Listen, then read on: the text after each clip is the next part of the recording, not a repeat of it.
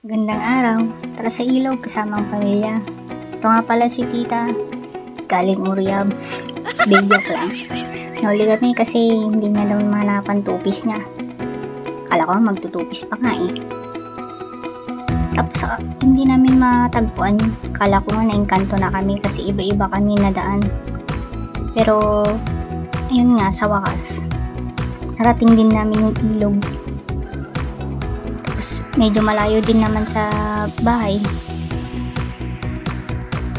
Pero maganda din naman yung view niya kahit medyo malayo. Tapos ayan pala si tito ko na taga Bicol. Isa rin sa mahilig sa mga picnic na kagaya ko. At yun nga, si tita naman, yung asawa niya yung nakaputi ng damit. At ako yan, naka-epal, naka-black, naka-short. Patayo-tayo lang mamaya. Mag-uutos lang pala ako dyan. Nauna na pala kami dito kasi matagal pa yung iba. Galing States ata. si tito ko na galing Manila, akala mo taga dito eh. Kasi sanay na sanay sa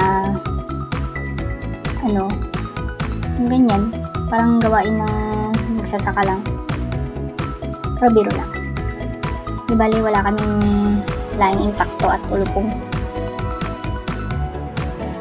Ayan, kasama ni tita yung mga bata. Tapos yan, siya lang sila naglalaro. Mamaya may lintana dyan. Enjoy sila. Ayun, mamaya lamigin na yung mga yan. Tapos ayaw pang umahon. Tigas ng ulo, kaya yan. Ito pala yung view sa ilog namin. Malinis ang ilog. Kaya yan, maganda sa camera or sa view. Try mo na lang kapag na-share ka dito. Tapos ito pala yung nahuli ko kanina. Kaso wala ako na video na naghuli, baka kasi mabasa yung phone ko. Excited kong nakahuli. Yan pala pinsan ko, Yawi yung. At ito pala yung yung suso ba, ti Ilocano na agurong. So ayun, kain tayo kapamilya. Kahit sa simpleng pagkain lang, nabubuhay na kami dito sa probinsya. Dito kasi sa amin, sabi ni lolo ko noon, nung nabubuhay pa, sabi niya, kung may itinanim, may aanihin. Kaya sa mga kagaya ko dyan, sipag at tiyaga lang sa lahat ng pagsubok sa inyong mga buhay, wala ng pag-asa. So ayun nga, enjoy mo lang yung buhay mo araw-araw.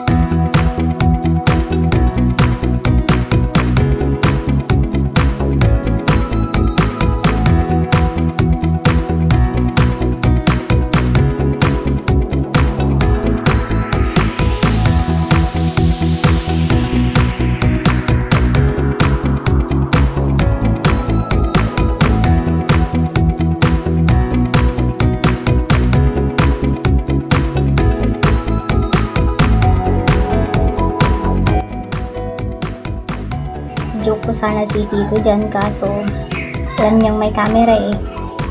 Kaya yan, ayaw tumingin. Sarap niyang kugtaran niya na yun. Pati pa ng subo.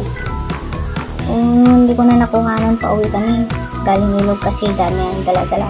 Salamat sa panonood.